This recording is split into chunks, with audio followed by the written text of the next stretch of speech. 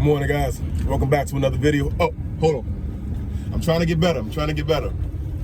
You guys haven't mentioned it, but I do not be wearing my seatbelt in my videos. So, trying to get better. That's one good thing about the YouTube thing, man. Like, it really forces you to to want to like be better and do better, because you know, putting yourself out there, man, it's a very humbling thing to do, because the world comes with a lot of skepticism, man. So, but in any case, seatbelt locked and loaded. It is currently Sunday, February 21st. It's a monumental, very historical day for my family. Not in the best way, but today is the day that my stepfather, an off-duty Prince George's County police officer, was shot and killed 3 years ago. So rest in peace, Pops. I miss you every day.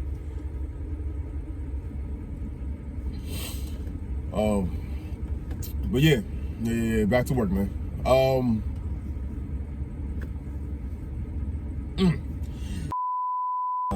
1 second, maneuvering. I don't even have a trailer, but the truck's still big. But in any case, you guys know we typically don't work weekends. Like, Sunday is not our thing.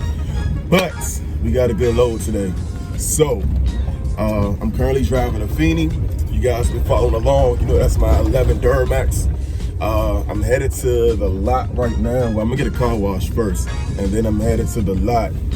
Kenny is supposed to be coming here to do the brake pads on a Feeney today, so I'm gonna leave this for him to do. And then Polo's on his way to the lot with Dirty Red. If you guys been following along, that's our 2008 Cummins. He's on his way to the lot with Dirty Reds. He's gonna hitch up to the enclosed trailer, and then I'm gonna follow him down to Warrenton, Virginia, to pick up a 2015 Chevrolet Corvette Z06. So that's pretty exciting. And then from Warrenton, Virginia, we're headed to Fairfax, Virginia, to pick up a, I think it's a 2011 Camaro. I'm not sure what trim it is. I was hoping it was going to be the Z01, but I'm thinking it's probably not going to be the Z01, because I'm pretty sure it's a 2011, and you guys know the Z01 didn't come out until 2013. I think 13. Yeah, 2013 is when the Camaro got the LSA engine. Damn, car wash closed. But yeah, it wasn't until 13 that the Camaro got the 580 horsepower LSA. So it'll probably be an SS, but it is what it is. So we'll have a Camaro and a Corvette in the trailer headed to New York. The Corvette is paying $500 to go to Long Island, and that's roughly about just almost 250 miles from where we are. And then the Camaro is headed to the Bronx, and that's just a hair over 200 miles from where we are. And that one's paying $350, so we got $850 going up, and then coming back down. The Corvette is a swap. I guess the guy is trading his Camaro for Corvette. So we're gonna deliver the Corvette, pick up another Camaro from the guy. When we do that, that's another $500. Of course, over 200, about 50 miles or so to get back down to Warrenton, Virginia. So that's not bad. And then I have an open space on the trailer coming back. So I'm gonna try to fill that space. However, it's currently 8:30 a.m. and we're just getting started. We haven't even hitched up yet. So realistically speaking, Polo's probably not gonna be to New York until probably like 4 or 5 o'clock. So it's kind of be later in the day on a Sunday.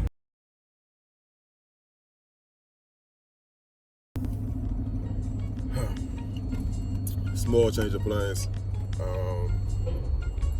Polo instead, I gave Polo a Feeney to hitch up with, to the enclosed. I'm following him now in Shaquana to Warrenton, Virginia. But reason being is because Kenny's on his way to the lot right now to put brakes on doing brakes on both the trucks. But I thought it'd be smarter if he put brakes on our Cummins first, since Polo's gonna drive that to New York. And in that way, when we get done loading up these cars in Virginia, by the time we get back to the lot, I'm hoping that he'll have time to do a Feeney brakes, and that truck doesn't have to go out till later this evening. So I wish Polo can kind of just drive a Feeney and stick with that, but he gotta take the Cummins, because the Cummins has a GVWR of like 11,000 pounds. It's one of the pros for 2008. I don't advise anybody buy one, but that's one of the pros of having the 2008 is that the GVWR is less. Polo doesn't have the CDL. The enclosed GVWR is 15,000, so 11,000 plus 15,000 is 26,000. He's able to drive that with his standard driver's license, not having a CDL. Feeney, however, that he has right now, technically speaking, puts us overweight. So Feeney's GVWR is 13,000 pounds. The trailer, of course, is 15,000. That's 28,000 pounds. He's not allowed to be driving that truck without a CDL. We're just going less than an hour away from the lot, so hopefully we don't get in trouble for it. But that's the reason why we mix and match the trucks the way we do, trying to be a law-abiding citizens.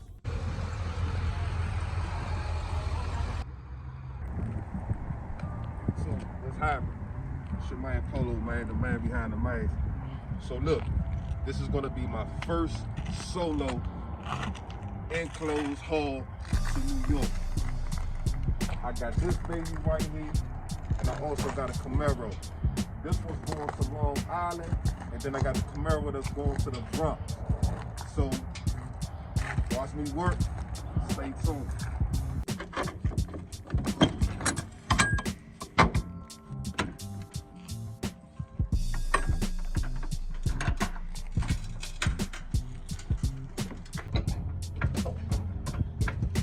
See how low that is? It's kind of perfect right there, right? And then Polo is putting a blanket right here at the entrance of the trailer. That way. Lift this side up for me right quick. Now, so when we load it, get that welded, but now when we load it, I don't want the carbon fiber splitter to risk hitting any of this, you know? I don't want to get close to the E-track and the E-track damaging the bump of the car. With these really low cars, man, I'd just rather be safe than sorry. So we're gonna pack the blanket down into there.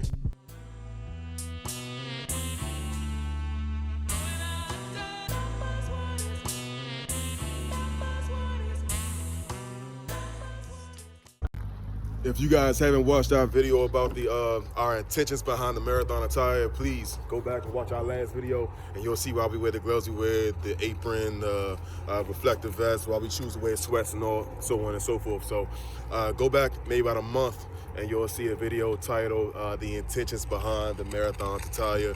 Give that a watch.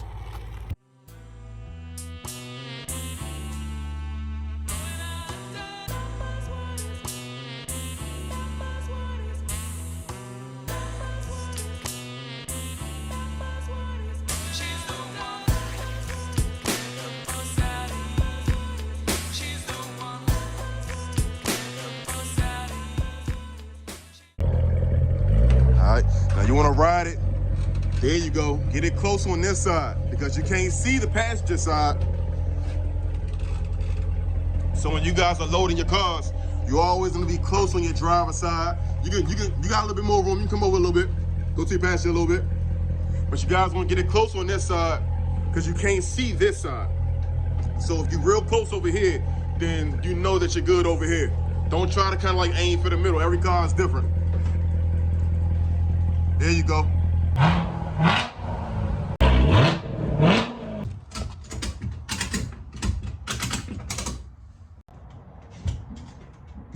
Y'all see this right here?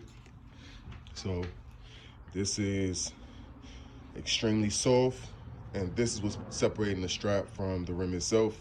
A lot of times when you guys are dealing with some foreign exotic cars, the straps themselves can damage the rim. So if you strap in like we do, going through the wheel and not over the wheel, you definitely want to pick you up one of these.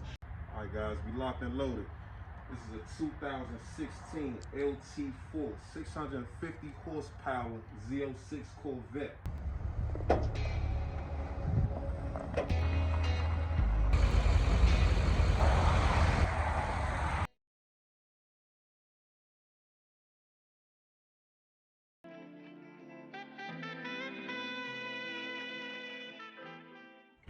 I just want to show y'all guys something. You see that I have the apron on.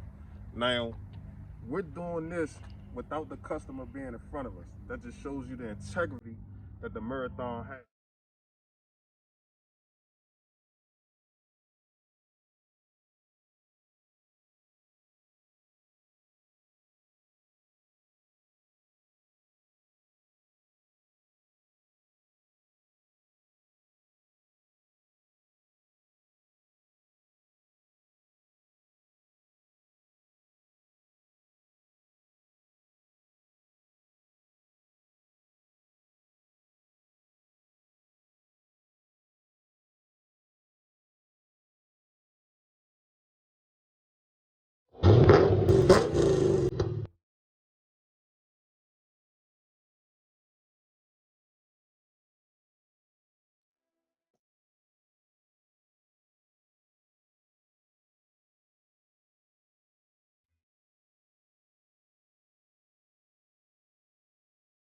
So I was going through the YouTube comments and I saw one of you guys ask, what's the startup cost of getting into the industry? That's a loaded question because everybody's experience is going to be different depending upon your age, where you live at, the kind of truck and trailer you decide to buy, whether you decide to do enclosed cars like we do, or you decide to do general freight, or if you decide to go the semi-truck route. You know, everyone's experience is going to be a little different. In my professional opinion, I suggest having a minimum of $35,000 coming into the business. My reason for that is when you guys first get started, your insurance down payment is going to be roughly about $4,000. So depending upon your credit, where you live at, if you got a CDL or your non-CDL, you can expect for your insurance down payment with Progressive to be anywhere between $3,000 and I would say $6,000, and that's just for one vehicle, one truck and one trailer. In addition to that, your second month's insurance payment is going to be right around the corner after you guys first start. And 9 times out of 10, you guys are not going to be on the road or just getting on the road by the time that second payment comes around. You can expect for your monthly payment to be about $2,000. So that's $6,000 already that you guys should budget for just to start up with insurance. After that, well, I'm not going in order of setting up the company, I'm just naming expenses. But in addition to that, you also have other administrative expenses like your LLC, that's about $300, your BOC3 and your UCR and your IFTA. I think your BOC3 is like $150. I think the UCR was like $50 or $150, something like that. IFTA, I can't remember. And what else was there? The MC number is $300. In addition to that, most people go with a third-party company to do the application process for the authority. Those third-party companies typically are charged about $700. They go with third-party companies because the application process for your authority can be lengthy, and if you're not familiar with trucking, a lot of it will be misread, right? So in addition to that, that now just covers your authority and your insurance, but we haven't gotten down to any equipment. If you guys are starting out, you want to buy reputable equipment, so you guys want to go with a newer truck. You have a trucking company, so you don't want to buy the oldest, cheapest truck you can find. Why? Because you are a trucking specialist, so you want to have a flagship truck that's going to carry your name well. You want to have something that's reliable, and you want to have something that's aesthetically appealing, that's going to represent your brand properly. So I always suggest going with the newer truck, also because newer trucks are going to have warranties. So 9 times out of 10, while you guys are out on the road, at some point, your motor, your transmission, your differential, you're going to have some type of major mechanical failure, and you want to be able to put that back on the manufacturer and not have that expense have to come out of your pockets early on. So if you guys get a brand new truck, let's say you go for a 2020 model, you're going to spend roughly about anywhere between $40,000 to $60,000. The down payment for a $60,000 truck, if you guys decide to buy it in your personal name, you can expect to spend anywhere between $0 to $15,000 depending upon your credit. for my used Silverado here, I put $10,000 down. This truck cost me $35,000 in totality. And that's not including the $18,000, of course, that I spent for the new motor for this truck. But any case, stay on topic. You guys look at probably putting anywhere between $0 down if you have phenomenal credit, up to $15,000 if you have okay credit, like a 600 credit score or something like that. So let's say on average you guys are gonna put $8,000 to $10,000 down. Let's go for 10 for a nice round figure.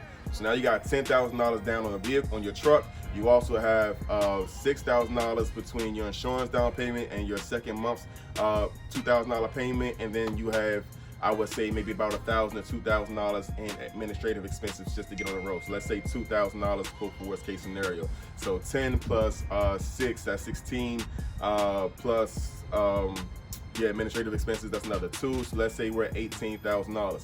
Now let's get down to a trailer. Now for a trailer, you're gonna back up a little bit. Let's finish talking about the truck. So if you guys decide to finance in your personal name, you're gonna spend anywhere between $0 up to $15,000 down, right? But you can finance in your business name. If you choose to finance in your business name, in my experience, banks only will finance up to 80% of an equipment loan. And I'm talking about like your major banks like Navy Federal. That's who I went through to finance our Dodge Cummins. That truck cost us roughly, I want to say about $18,000 when I first bought it. But in any case, if you buy a brand new truck through your bank and they're only going to give you up to 80%, let's say they give you the whole 80% on $60,000, that still leaves you to put down $12,000. So it's highly unlikely that the bank is going to finance 100% of an equipment purchase. Also, guys, you got to be mindful of when you guys are buying your equipment, you want to buy what's going to be best for tax time. So I'm not a Trump supporter, but I give credit where credit's due. I believe through Trump, we are able to now depreciate our assets on our taxes. So that's a huge thing. I don't think you're able to, though, if it's going to be a, what's going on, boss?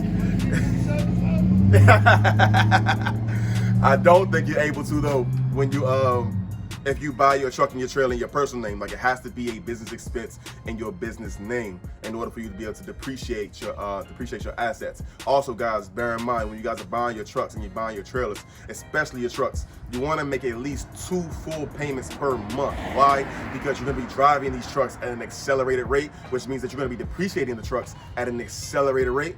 So you want to make sure to not incur too much negative equity into your investment. So in order not to do so, I always suggest making 2 full monthly payments per month. You really should do 3, but at least 2. I understand that starting out, funds can be kind of tight. But in any case, now let's move on to the trailer. You guys can finance trailers in your business name as well.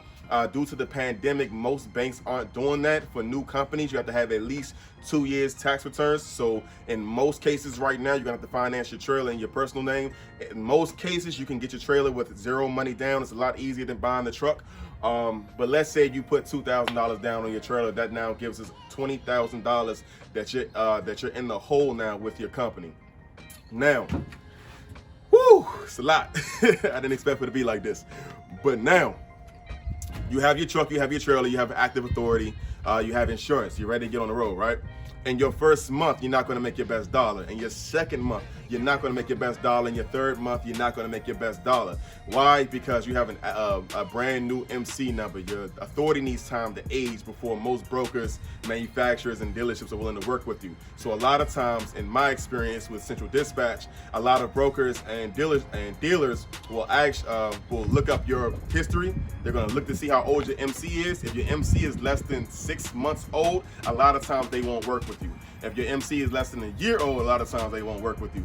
And also a lot of times they're looking for you to have a certain number of ratings. So when you start calling brokers and dealers from the load boards, they're gonna say, well, you guys don't have 50 ratings. You know, you gotta have 50 plus ratings, and you have to have at least a 99% overall rating history. Or you gotta have 100 ratings, and you have to have at least a 99% overall rating history. That's what a lot of these people are looking for. But I say this to say that during those months, you still have expenses. You still now have a brand new business that incurs monthly expenses like your truck note, your trailer note, your insurance, so on and so forth. You also have your personal expenses like your home, your rent, your mortgage, you have your wife, your child, you have your food, you have whatever expenses you have in your own personal life. So Remember I said $35,000 to start. That $20,000 that you began just to get on the road, now you have $15,000 in your pocket left. That $15,000 is to carry you over until your business is self-sufficient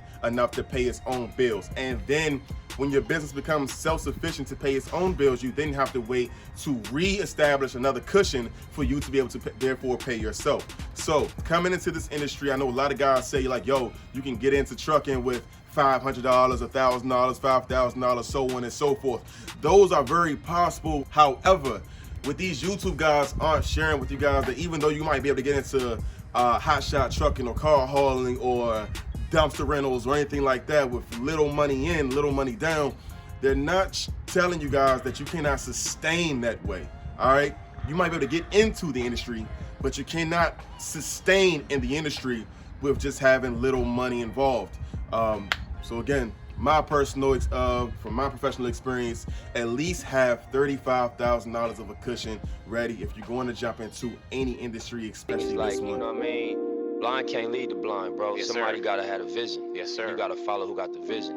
You know what I'm saying? So Yes, if you're sir. stuck on stupid, I ain't gonna judge you or have no disrespect for you, but I'm gonna be over here. Yeah, and I'm not gonna follow you or take heed to your opinion. You're gonna have to follow what I'm doing. I heard And that. after a while, that way of thinking versus this way of thinking, more people lean toward this way because of the results. All right, so let's go over pay for these vehicles for this trip, because I'm not gonna be going with Polo to deliver these. So this right here is a 2011 5th gen Camaro. This one has the L99 automatic transmission, producing like 430 horsepower. Right. This vehicle was not enclosed. They didn't ask for an enclosed carry, but they ended up with one anyways. So this one's paying $350 to go to the Bronx. The Bronx is approximately about 200 miles away from us right now. So $350 COD on this one. The Corvette Z06 at the front, that was headed to Long Island, not too far away from where this one is going, about 250 miles from where we are right now. That vehicle is paying $500. So $350, $500, that's $850 to go a total of 250 miles north. And then the Corvette is a trade, so that gentleman's gonna get his Corvette. He's gonna give us a Camaro. That Camaro was paying $500 to come back down to Virginia. So $850 up, $500 back. What's that? $1350. If this was normal times, normal weather, today is Sunday by the way, but if the weather was decent, Polo would lay over in New York and wait for his second car on Monday. But we're expecting another snowstorm to hit first thing Monday morning. So Polo's gonna run up, deliver these, and then shoot right back down with the one car for a total of $1350. If we had time, if we was able to dodge the snow, then we would probably be coming back with about $1850 to $1950, something in that ballpark. And then guys, for all you company owners that's looking to have drivers and so forth, understand Polo drives for us. My agreement with him is 60-40, with him getting the 60. So on this trip, he's gonna make about $810 for a round trip to New York, and that's only about 500 miles for him round trip.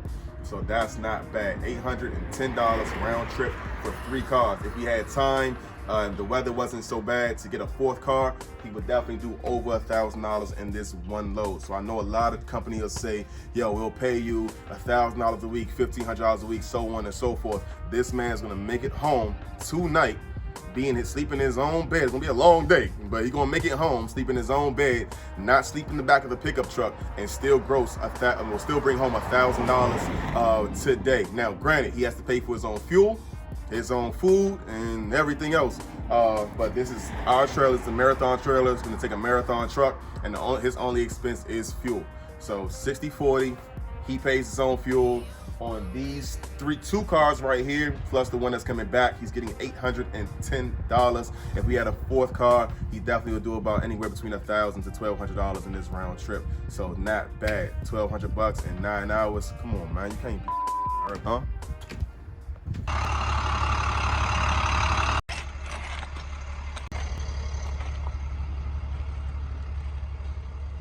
Thank you for choosing a Marathon. Disconnected from you. How you doing? Yeah, I'm doing pretty good. How are you? All right. All right, so I'm gonna be leaving DC in the next 5 to 10 minutes. So I'll probably be seeing you in the next 6 hours or so. Is that cool? Sure. Yeah. So I have one drop off in the Bronx. What I'll do is, as soon as I'm finishing that drop off, I'll give you a call to let you know I'm on the way. Okay. So it's gonna be later. Okay. Yeah, it's gonna be later on this evening. Oh, so it's gonna be like 9 o'clock tonight. Okay. Yeah. Yep. Okay. Okay. All right. Drive safely. All right. Thank you again for choosing the Marathon. Thanks a lot. All right. See you soon. All right. All right, y'all. So I'm checking back in. I'm in the Bronx, and as you can see, safe and sound.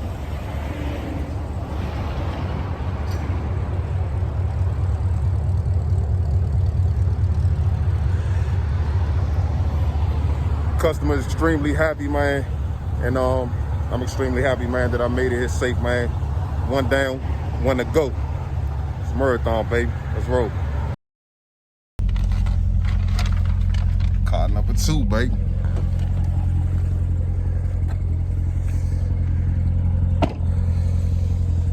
Safe and sound. Right now we in Long Island. It's extremely cold out here. This is the 2016 LT4, 650 horsepower. It's a main machine. It's not a 100-yard dash, it's a marathon.